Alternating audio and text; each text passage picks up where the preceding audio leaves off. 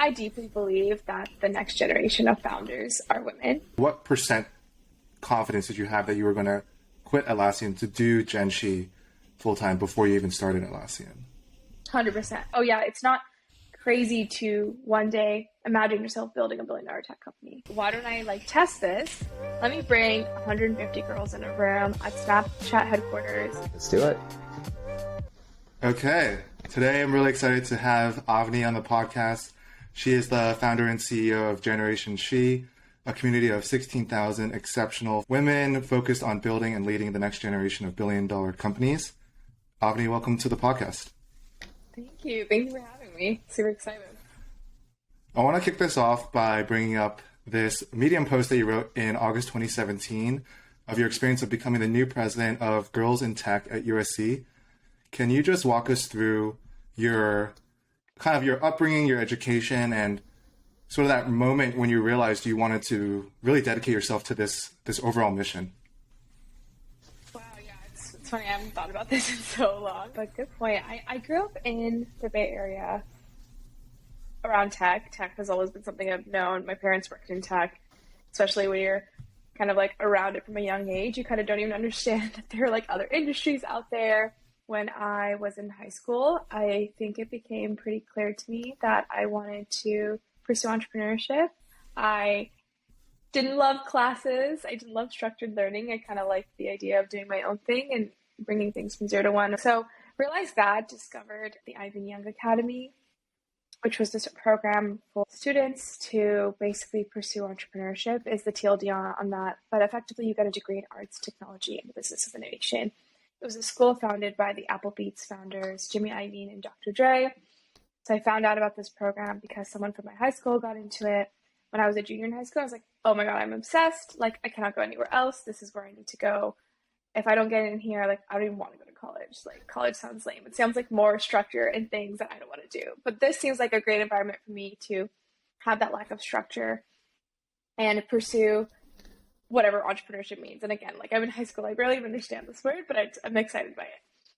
So whatever, I applied to this program and I get in, and obviously I'm so grateful and lucky that I actually got in, because God knows what would happen if I did. My parents would not know what to do with me, because I was dead set on not going to college. I literally would get acceptance letters, because I went to this private college prep high school where you had to apply to a certain number of colleges, whatever. So I was getting these acceptance letters and I didn't even open them. I still don't even know what colleges I got accepted to. I would just not even open it. I was I don't even want to go. Why would I open it? I was a very stubborn kid. I know my parents would open it and be okay, at least she's going to college. But anyways, now I'm getting sidetracked. But anyways, I joined the Ivy Young Academy and I'm tech is cringe. That's all I've ever known. I don't want to be in tech. That's just copying my parents. That's so lame. It's classic teenage, right? You just go against it just to rebel. So I started making these giant digital art installations on campus and really going deep into art, but also what the intersection of art and tech really looked like. I was struggling to realize that actually I did deeply want to be a part of tech, and that was something that I enjoyed, but I had a very difficult time disassociating that with what I knew and was surrounded with to what I actually deeply and individually loved. Just because I came from tech doesn't mean I can't still be in it. And once I got over that mindset, I was okay, what does tech look like, right? So discovered Girls in Tech, which was this club on campus, and I was what is that? That seems like a great first step to understanding what a tech career looks like. And as someone who was so lost and confused, to find so quickly a community of women that were equally lost as me, but then also supportive, and that support bringing so much clarity and motivation and encouragement to go do this hard thing of whatever it was to build technical skills to potentially pursue a career in tech. The power of that resonated with me pretty instantly. I felt I have always been in really like-minded spaces, whether that's growing up surrounded by tech-minded people, or even as simple as, growing in Fremont, where most parents are Asian immigrants, and that like-minded bond of being from Asian immigrants and culture being a big part of our Asian culture specifically being a really big part of our life. I realized in that moment that actually My entire life, I have been around these highly niche, concentrated, like-minded people, and that's made me who I am today. And for a moment, I felt lost and was able to find that at Girls in Tech when I was like kind of like struggling at school and at USC, and the power of that deeply resonated with me. I decided I wanted to bring this to more women, and felt like the easiest, most natural way to do that immediately was, lead this club and see the impact I want to see. Wow, Avni, there's so much ground to cover there, and I'm sure we'll get around to all of it. I actually want to go early because you mentioned throughout the course of your life, you've found yourself to be kind of a rebel or kind of a black sheep in some of these situations. Someone who wanted to rebel against tech in Fremont, someone who wanted to like find yourself in, girls in tech, which is also more of a minority. But I guess I want to start in the beginning, which is really interesting that you mentioned, you went to this like Harker, which I know is a top private school. And I'm curious like how that experience shaped you in the beginning days with peers who were from families who were just gearing to prep for college, and how that impacted your outlook and shaped who you were up until the point that you had gone off to college. Yeah, great question. And for sure, like high school shaped me deeply, and people around me definitely. I think environment is something that has a huge impact on people. It definitely had a huge impact on me. Harker, obviously expensive private school, so naturally you're surrounded by people who come from high income families, specifically Bay Area, very like a lot of Asian people there. And then also at that time, Silicon Valley was booming with like immigrants coming in there and really making like a name for themselves, achieving financial independence. And I really felt like I was a part of that from a very early age. Like all my friends' parents were, leaders of these tech companies, and like also like created a lot of these tech companies.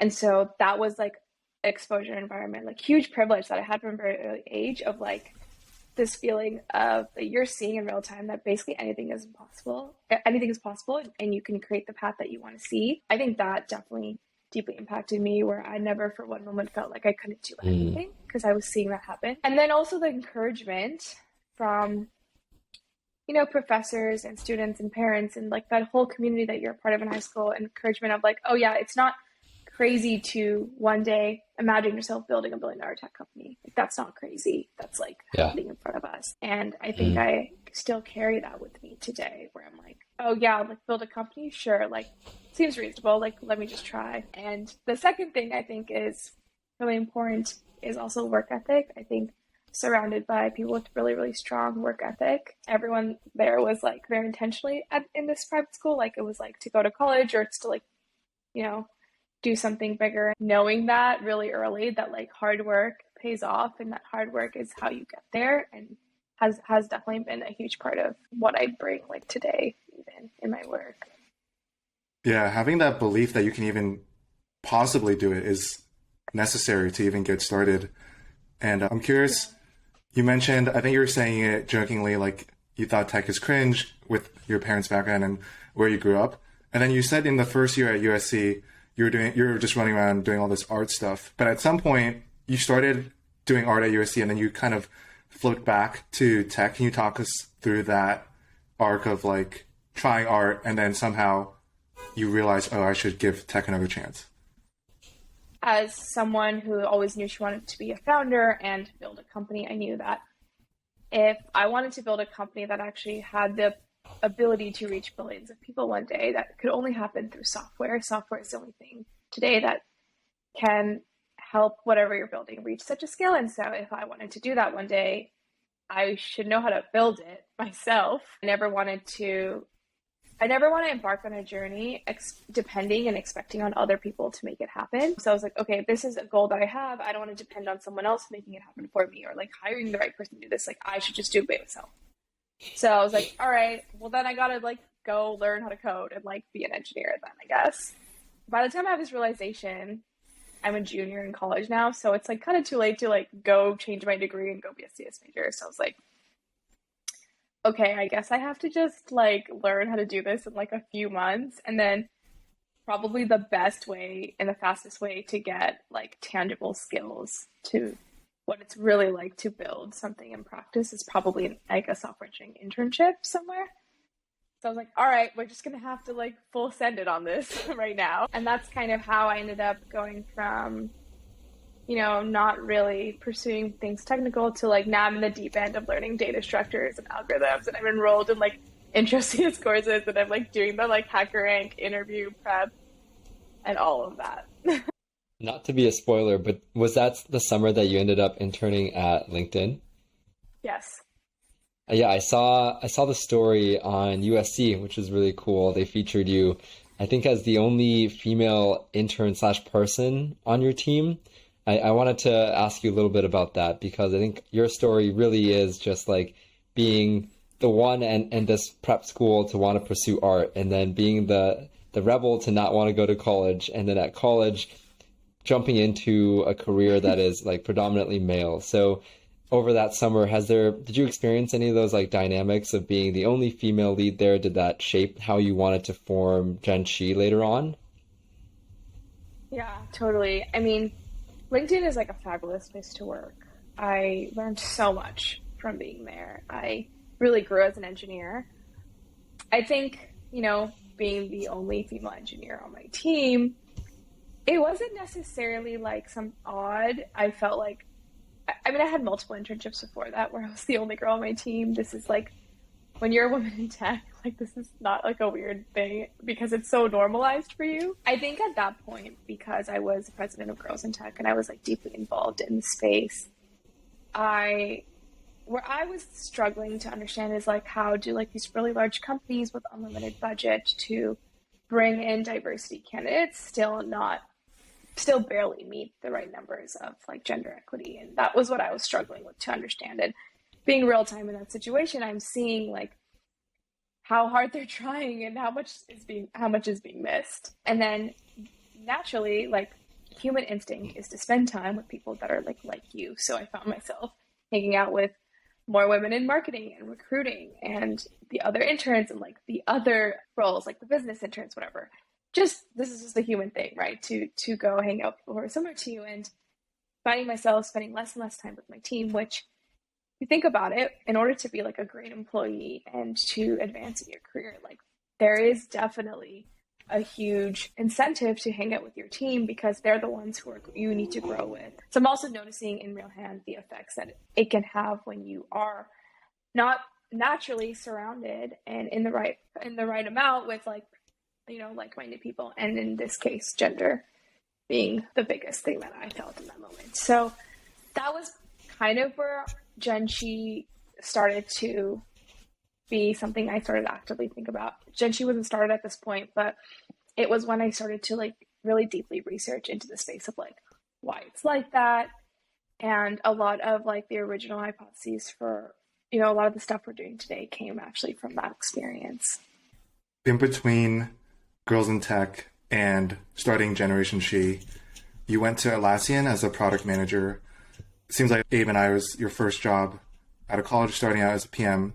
Yeah. Would love to hear about the overall story, but also more specifically, something I've been thinking about is what, as product managers, we gained through that experience and how we're able to take those lessons into that next thing, whether we're just continuing as a PM, whether we're starting our own company or just starting our own projects. Yeah, so I actually started Generation She in college, even before I got my full-time job. So this was kind of coming out of my LinkedIn internship. I'm in the academy in your last year. We have like a capstone project where it's basically you have like a bunch of units and the freedom to build whatever you want to build. And I was like, okay, I think I have a lot of ideas in this space that I have a lot of experience in and really passionate about this. Like I want to build here.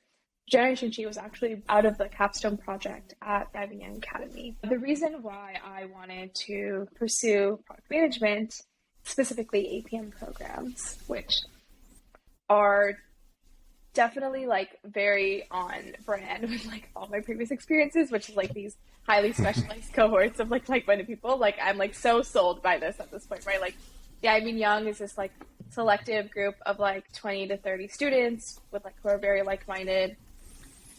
And then also like being in like Harker High School and then now being in Girls Tech, I'm like, okay, I want the same experience like in my job. I want to join an APM program where you get to like be with a cohort of very similar, like-minded, highly ambitious, selected people. So I was like, okay, I want to be an APM, and I know I want to build Generation She. I know I want to be a founder, but I don't think at that point I wasn't in a financial place where it really made sense for me to take that leap outside of college. I feel like I would have really like screwed myself over if I didn't have a job, because with student loan and then runway and like all of that stuff is like, that's real life. And so I was like, okay, what is something I can do where I can, one, keep that like specialized cohort field that where I thrive in, but two, gives me experience that only makes me more skilled and better to be like a founder in the future whenever I like have the financial runway to do that.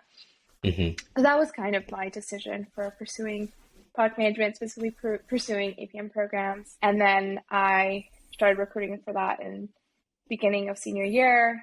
Very lucky to have landed a job at Atlassian, which also a phenomenal company that I like loved being at. In fact, in full transparency, was planning to quit a lot earlier than I did, because Gen She was something I knew I wanted to do for reals later, but just had such a great time. I ended up just staying there much longer than I thought. So prior to even joining Atlassian, like let's say the time frame is you have the job offer, you accepted it, but you haven't started yet. Did you already know, I guess, like what percent confidence did you have that you were going to quit Atlassian to do Gen She full time before you even started Atlassian? 100%, yeah. It was a when. I didn't know when, but yeah, I had 100% confidence. And like when I accepted the job offer, I hadn't even started Gen She yet. Like, I mean, you know what job recruiting's like. It's like a full-time force. You can't just like also build a company while recruiting for these jobs. So I recruited for that, accepted that job offer. Now I think it's October or something of my senior year. I'm like, I have like almost an entire year before I start this job. I can do anything. I have like infinite time. Let's start a company. I'll start it for this thing that I have a bunch of ideas and thoughts around already. So it took you roughly 3 years from when you started Atlassian to actually leaving Atlassian, going full-time into Gen She. And then in the beginning, you mentioned the primary constraint was financial runway. So I'm really curious how you thought about when to leave Atlassian, especially because I'm someone who just quit their job in the beginning of the year to live off savings and explore some new ideas. Yeah, I think financial runway is a huge reason. I think skills too. I think I knew there was a lot more to learn for me, a lot of more things I could get better at before I like jump ship and be a founder. So I think it's also skills building, which is a huge reason why I went to Atlassian as well. Yeah, it's honestly kind of tricky. I think that the pandemic really blurs like this for me, because as an extrovert who, or basically like as an extrovert, the pandemic was tough for me. I definitely felt like it set me back a little in terms of mindset and progress. And I was the classic pandemic girl who would like have a hobby and just like overdo that for like 3 months. For like a few months, like my hobby was just like hiking, and so just hike so much, like multiple times a week, and that takes so much time. And so I think like kind of during the pandemic, I would say for a while, a lot of my goals were actually at a standstill. So once I like got through that of like, okay, like I'm over being sad about us being in a pandemic, and I'm like taking this as life as it is now, is when I started to really start reflecting on my job. And I'm like, okay, like I have this goal. This is something I'm really passionate about.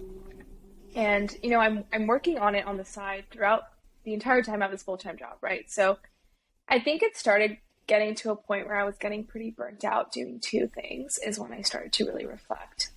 Running a company and having a full-time job is kind of tough. So when I was like nearing burnout, I'd experienced burnout a few times before. So I have a very strong signal for detecting when I'm like bordering burnout. So I started to feel that way is when I was like, okay, like I don't want this to happen to me again. Like now is the time I need to make a decision. Like, am I doing this thing? Am I like quitting my job and jumping ship and like going to do this thing that I've said I'm going to do for like the past like 3 years?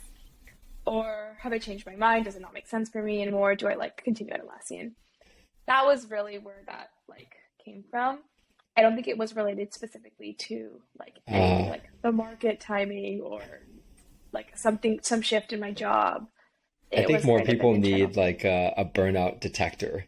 You know, I think a lot of people Yes. I know will push and say, I'm not going to get burnt out. And then lo and behold, like the next day turns around, you're out for like 3 days, you just feel like in the dumps. So it's really cool to hear that you do have that like signal on yourself, maybe from past experiences on how to like get Literally back from up trauma. and avoid It's a it. trauma Yeah. detector. It just sucks though that I think the best way to determine burnout is actually when you've experienced it bad, that you're almost like traumatized and triggered by that feeling. That actually is what detects it. It's like that fight or flight instinct that comes in. I think that's really sucks that like people have to actually go through the feeling of burnout to detect it, because if you've never experienced burnout before, it's very difficult to realize when you're like bordering it. What was your most vivid experience with burnout then? Yeah, it was actually a month before I graduated college. It was like around the start of Gen Chi. I literally started Gen Chi with burnout. It's so bad. But I was like, okay, whenever I have all these ideas, why don't I like test this? Let me bring 150 girls in a room at Snapchat headquarters in LA, test a bunch of my theories out, throw a conference in real time to test a bunch of these things out. And I want to do it in 3 weeks because I'm graduating soon, and also I want to go to Bali on this Girls in Tech trip, and also I want to go to Cabo for spring break with my friends, and then also I want to graduate. And this is just me too much. So I have 3 weeks to throw this conference, and so go. And then I was like, that was too much. It's like basically through this conference in like 2 months, we sold out all tickets in like 3 weeks. We had this conference that's now super successful, like very proud of this moment. Went to Bali, went to Cabo, ready to go to Coachella now, and I just, boom, cannot. Burnout. And it's funny, it's like it's not just the combination of like mental burnout, working hard, it's also physical burnout, where like I was doing so much like work and also then going straight into all these travel plans while I'm in school too, while all this is happening. Yeah. So like classes and whatever. So I was actually a combination of like mental and physical burnout. And then I did not go to Coachella, I didn't make it out there. But I was fully burnt out, and like I couldn't even get out of my bed or shower for weeks to recover from that. That was my first experience with burnout, and I was like, this is so not worth it, because now I'm out for multiple weeks where I can do nothing, which is worse than just slowing down. What are some of the like things you noticed first, and then what are some of the tactics that you use to kind of reel it back in, like whether it's cutting things out of your schedule, yoga, or like sleeping more, things like that? I think detection is like, that's gonna be hard to explain. I think it's like a little bit more abstract. Kind of, you like feel it in your body, in your mind. I find myself like detaching from life a little bit, and being less intentional with day-to-day things and what I'm doing and working on. So I think like recognizing signs of burnout is actually, it's very internal. It's not as simple as I think like, oh, I'm tired and I want to sleep a little longer. So that's how I'm able to recognize it. And I can also tell by how I treat people around me if I'm not able to energize a room. It's probably because I'm losing energy. I should, as someone who is extroverted, I like to spend time around people who give me energy, and in the same way I want to be the person who gives other people energy. So noticing as well how I treat people and how I am around people is another way that I recognize burnout. And then when I do start to recognize those, instead of continuing down a path, so I continue down a potential moment where I officially am burnt out, because I actually think burnout is not really something that you move into. I think it's actually a switch where you're like, Interesting. or at least I'll speak for myself, where it's like when I notice the signs, like I have a choice I can make. I can recognize it and address it, or ignore it, and then one moment I'll just be like a switch off, and that cannot think, cannot move, cannot function. And that's the worst thing you can do for yourself, for your team, for your goals, is lose that momentum. And so as someone who's experienced those consequences, I immediately like start to recognize them. Okay, like for me, that's not worth it. I've seen that story play out. I will do things that feel my energy. So that could literally be as simple as hanging out with my friends a little bit more, or sleeping in, or like journaling or meditating or yoga. I love swimming, going to the ocean, going to the beach. Like it's actually so simple. Just do things that bring you joy, bring you energy. Everyone has those things. Those are things for me. For someone else, maybe it's reading a book, or maybe it's actually the opposite of socializing. It's spending more time with themselves, being alone. Maybe it's spending more time with family. Like, I really think it's up to you to recognize what are the activities and things that bring you energy, bring you joy. Take breaks. Really simple. Yeah, that's cool. I love that you described it as a switch. I always hear about it in that sense too. It's not like progression. It's like you progress in terms of the work, and then suddenly one day it dawns on you or it hits you. So I think that's a really way. It's cool to hear you say it out loud. I never thought about it that way. Matt, do you have questions before we just deep dive into Jen Shi? No, I was gonna go there too. Yes, switching gears back to Jen Shi. I'm curious, could you just like frame the problem for us as like, I mean, Abe and I, we're literally like, we look like we work in tech. I mean, we did work in tech. I guess I'm on the outside now. And, I think Abe and I, we know a bit about this space, but we're obviously not like the target user. And as much as I would like to say like, oh, I'm an ally, I feel like I've probably made some subtle mistakes or have all these biases. And every company exists for a reason to try and solve a problem. So I'm hoping you could just start out by telling us what exactly is the problem today and how are you planning to tackle it? I think the problem is very simple. There are not that many women in tech today, and how can we change the face of tech and make it more equitable for both women and men? It's not because women are less good at coding or that we don't like tech as much. I think what that ends up happening is it being a chicken and egg cycle where human nature is to be around like-minded people. People are similar to you. That is how we feel safe. That is how we feel happy. It's how we bond, build community connection.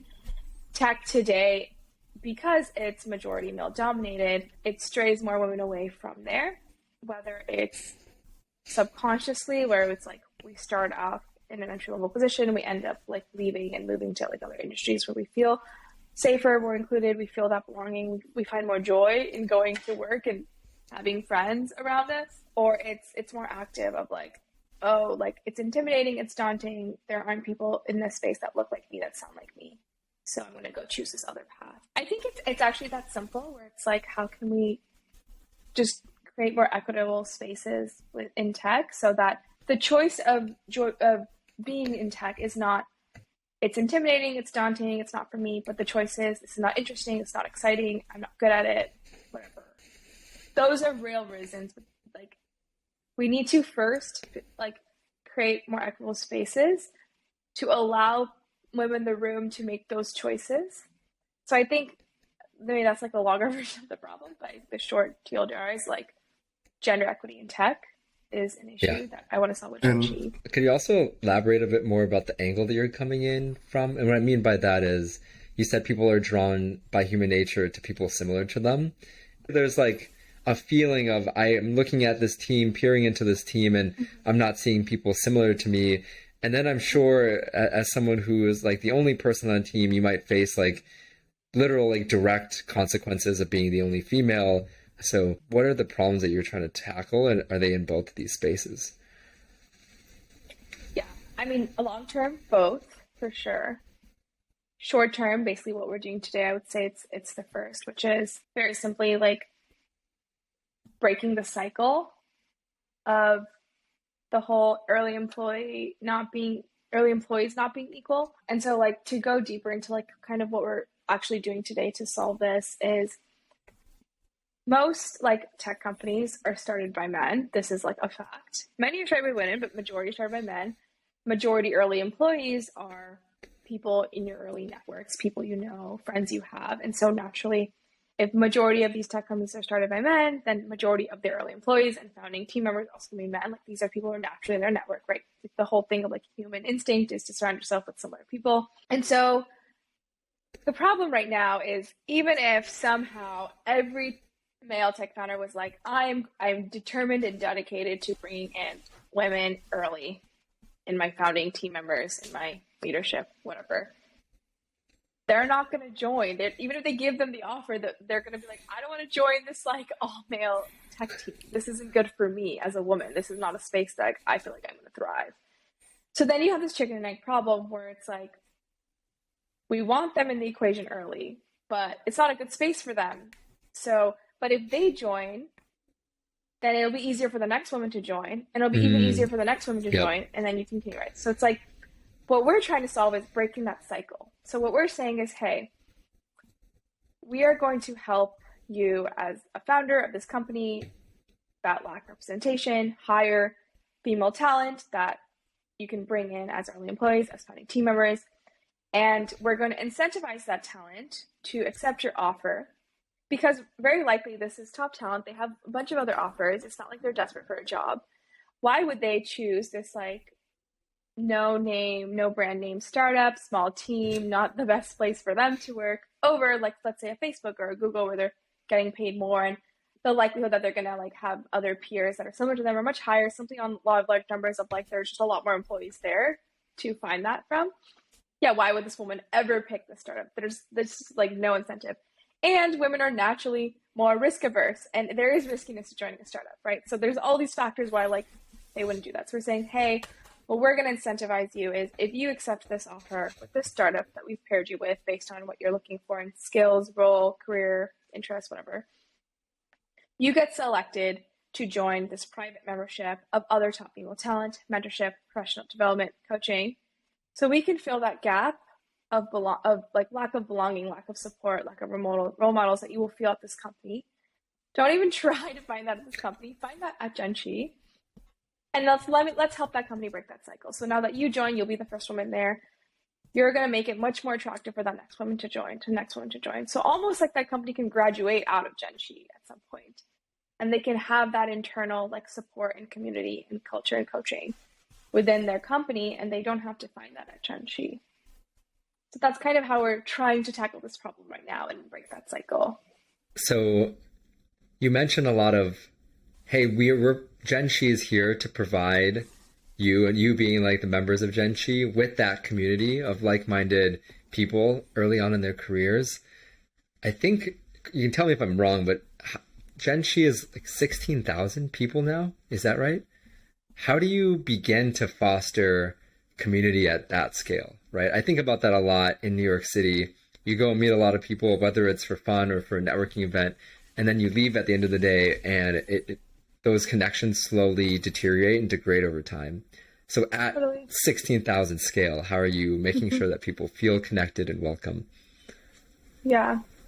No, great question. I actually think about this a lot. And I think the key to keeping community feel quality at scale is continue to like cohortize it as it gets bigger, and making sure people get different experiences, they're interacting with different people. So an example is like someone in high school who's gone out and built like a high school club on campus gets a very different experience than someone who's like interning at one of our startup partners, who gets a very different experience than someone who is joining full-time a startup and is joining this membership community. So all around, like a member is someone who's actively involved in Genshi in some capacity, but maybe they're at a very different stage of their career journey and like their learning process. And so how they get Generation She as like active in their life is going to be very different. And then how do you bring those people at that very similar context and stage together so that they feel this very intimate community amongst a much larger community and a much larger vision and mission of like what Genshi stands for,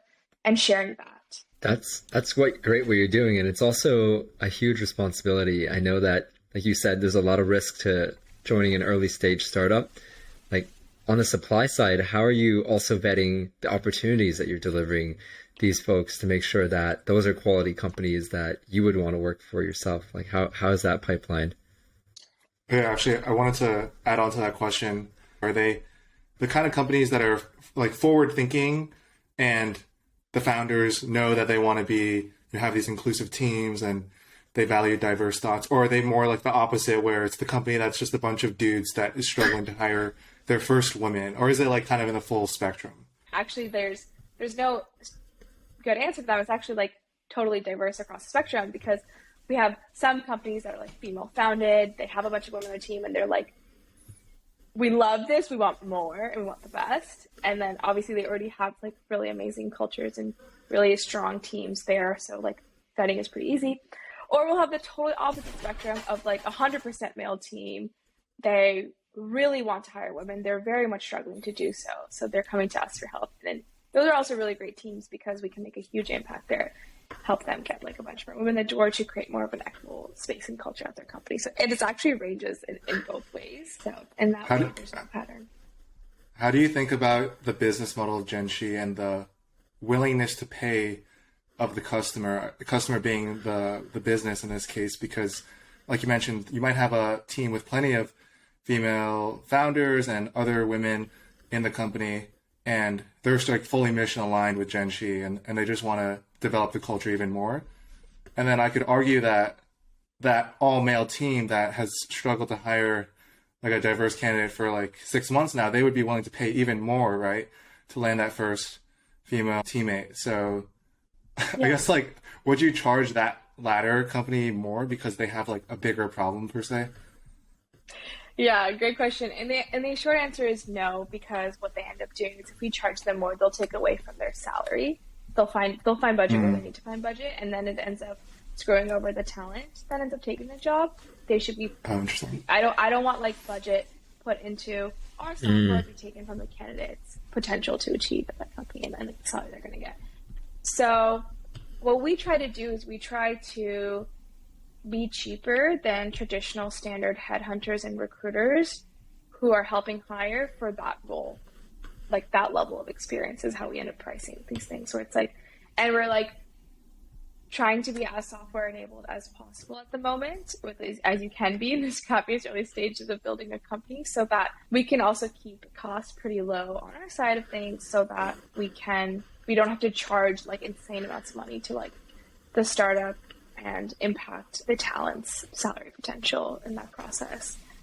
So that was like kind of like a not like more of an unclear answer, but we're very much also priced like very differently based upon how many roles you're looking for, you know, what type of talent you're looking for, things like that as well. So it varies based on like the size and stage and things like that. Company. Got it. Yeah, that was an interesting answer, and I'm glad you're thinking about like the second order effects of, you know, trying to change up the pricing structure. I was gonna ask along this lines, slightly tangent. Like Genshi has like on your website and trademarked, you know, we're investing in talent to produce the next generation of billion-dollar companies. So I'm curious for you, what does that mean for Genshi if you were to look down the line X amount of years when you've achieved the kind of success and impact that you wanted to have? What does Genshi look like, and what does the world look like? I deeply believe that the next generation of founders are women, and I want to be on the forefront of this movement by investing in talent, getting them educated. I think one day every company will be a tech company, so tech talent and especially investing in the tech industry is where I want to focus my time right now. The other huge trend that I'm seeing is that with AI and no code, like technical innovation is less of a reason why companies succeed, and distribution and audience is more of a reason of how companies can succeed today. And like really how I think the next era of unicorn startups are going to be from companies who have the biggest audiences, the biggest distribution, and not from they have the most complex algorithms or like the coolest technology, just because tech is becoming more and more accessible every day for people who are not necessarily the most technical. And so the people today who have like the most distribution and like the greatest audiences are actually creators and influencers. I think women are pretty good at being creators. They're very good at using the tools, especially when it like naturally women are like more attracted to like video and aesthetics and that kind of stuff. We like pick up these creators really fast. So I actually believe that the next generation of like founders are actually going to be coming from these creators who have massive audiences, have massive distribution, and are going to be spinning these companies and like creating like their competitive advantage in that way. And so I'm like really excited for this trend. I think for the first time in the world, like women might even have an advantage here. Who knows? Like, we'll see. And I want to make sure that Genshi is at the forefront of the trend, whether that is, getting them placed at startups really early so they can see how these companies are built from 0 to 1 and like build that excitement for maybe building their own thing one day. And then when they're ready to do that, how can Genshi, be their first backers and help them into the transition of maybe like being a part of a startup to starting their own company one day. And totally opposite side of the funnel, like how can we get more women educated about tech careers, about the creator economy, about marketing, about what it's like to build things from 0 to 1 so that we can place them jobs or like show them how to eventually be founders. And obviously we can't do everything at once. So we're really focused on like right in the middle right here with all the stuff we talked about before, but Genshi is like really excited about like moving in these other directions as well, whether it's like helping more founders succeed and achieve their potential with like capital and community and resources, or the totally opposite side of the funnel of like, how do we help like young Gen Z women who are not naturally exposed to spaces get more exposure so we can like funnel them into tech and careers and startup and things like that. You've mentioned education a couple of times now, and I think as a function of being a guy, but also having worked for a few years now, like some of this stuff comes second nature, and I have like a network after working a few years. And so I'm curious, like for that girl that's in, I don't know, sophomore year of college, what does education about getting a job in tech actually look like? Because I've already forgotten. I mean, I'm sure I had to learn very similar things, but I've kind of like already forgotten what all those things I had to learn were. So I'm curious how you think about focusing in on that education piece.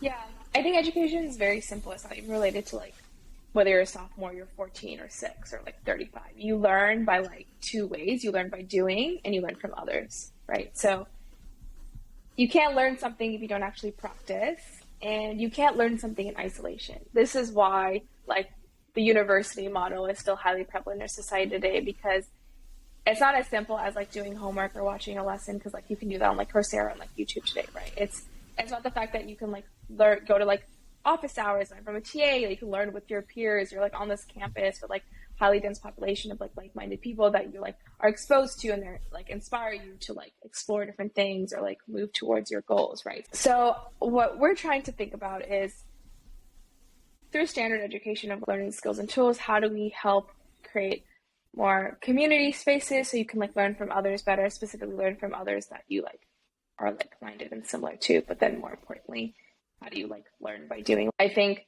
a really specific example is like coding, right? How do people become better engineers? It's like by doing, by making apps, by building, going to hackathons.